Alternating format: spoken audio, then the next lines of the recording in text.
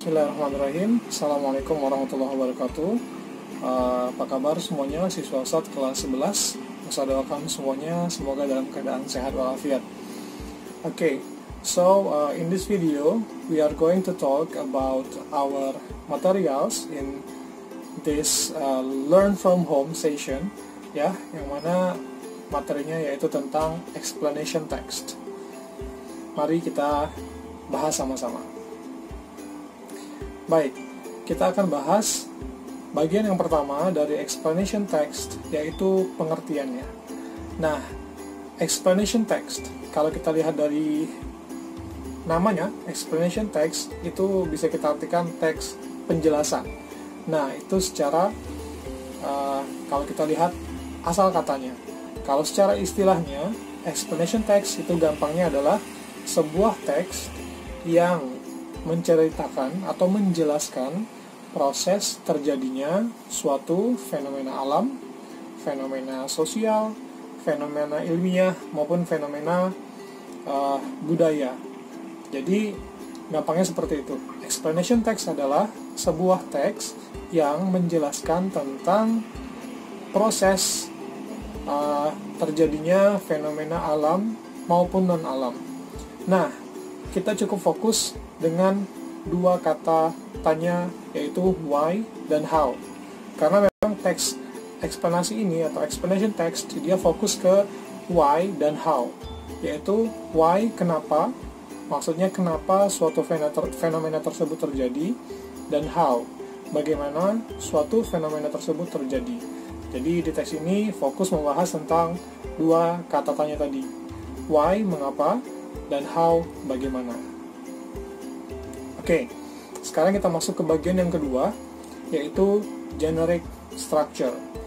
Nah, sebagaimana teks-teks yang udah kita bahas sebelumnya, explanation text, dia juga mempunyai generic structure sendiri. Dan ada 3 struktur yang dimiliki oleh explanation text.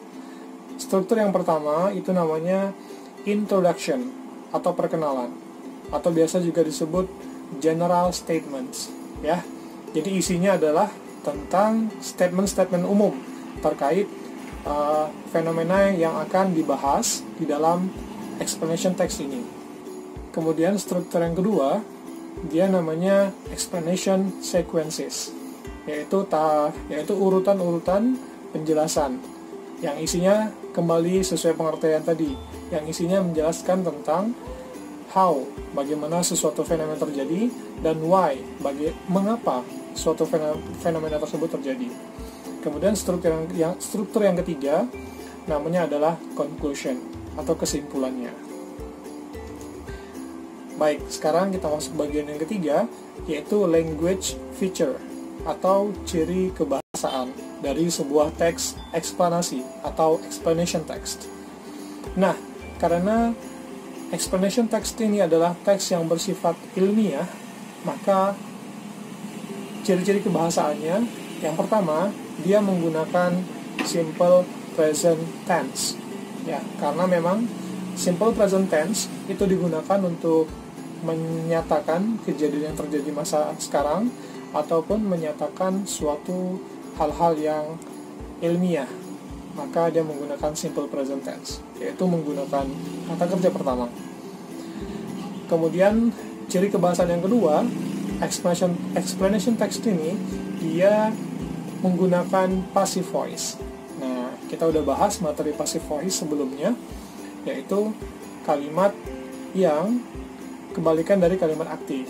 Jadi misalnya di kalimat aktif, dokter memeriksa pasien.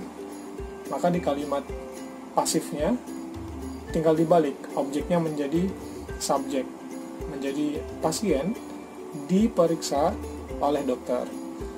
Untuk detail materi passive voice kita bahas di pertemuan setelah ini.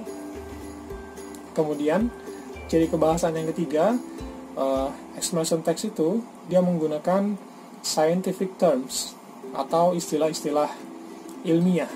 Nah, ini mungkin suatu hal yang agak membuat kita sulit, tapi tidak apa-apa, bisa dibantu mencari artinya di kamus.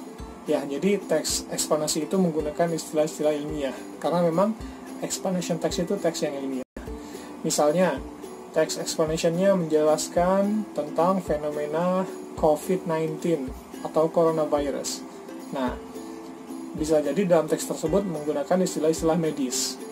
Misalnya istilah yang gampang ada virus, ada istilah misalnya transmission, kemudian ada istilah vaksin, kemudian ada istilah disease, dan istilah-istilah umumnya. Seperti itu.